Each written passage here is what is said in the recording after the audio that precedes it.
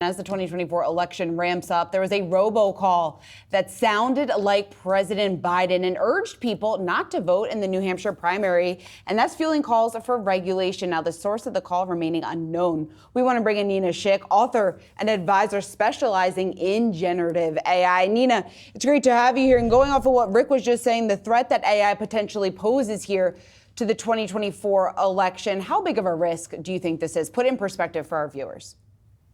Yeah, great to be joining you today. I think that AI is just kind of the latest thing that poses a challenge in an increasingly corroded information ecosystem, right? Long before AI was even in the game, we saw how mis and disinformation can spread like wildfire online. And that includes, not even very sophisticated content, just a crudely edited video, a video that's been slowed down, or even an authentic video that's simply been miscontextualized. But of course, what is now different from 2016 or 2020 is that the so-called capabilities of generative AI, which include the ability to use artificial intelligence, right, to generate synthetic video that can perfectly clone human biometrics, has become far more accessible. So yes, Joe Biden can be cloned, President Trump can be cloned. We've already been seeing a lot of these synthetic videos in the political sphere. But more than that, I think this is the core question or the core challenge. When people start to understand that anything can be synthetic, anything can be AI generated, anything can be faked, they begin to lose trust in everything. So you lose trust in the electoral process. You lose trust in the result. You become completely cynical. And I think that is one of the core challenges we're facing, not only in the internet age, but even augmented with the AI age now. And Nina, this year we spoke to a lot of business leaders at Davos about the future of AI. I want to play this quick clip for you. Here's what they had to say. AI can be used for all, it can be used for cyber attacks. It can be used to design a bioterrorism weapon. Whenever we have new technologies, they're used to achieve positive goals and for some challenging things as well. We have spent a lot of time creating these computing engines that you can run AI on the devices that are battery power at the edge.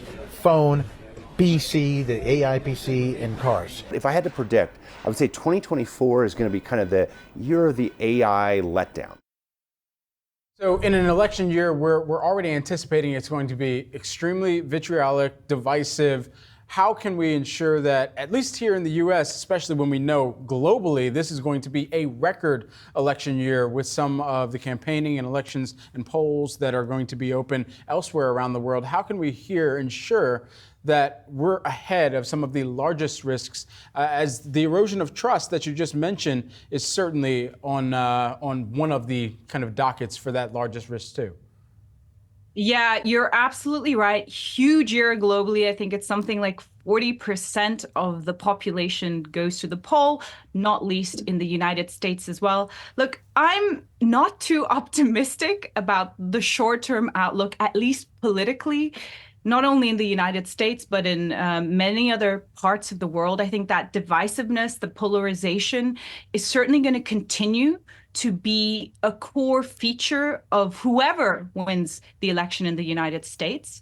Nonetheless, I think that is indicative of something broader afoot. And I think that's largely to do with, again, we've seen how in this era of exponential technology, economies are changing, the balance of power is shifting. I think the United States, interestingly, has a lot of economic power and stands to really capitalize on exponential technologies, including artificial intelligence.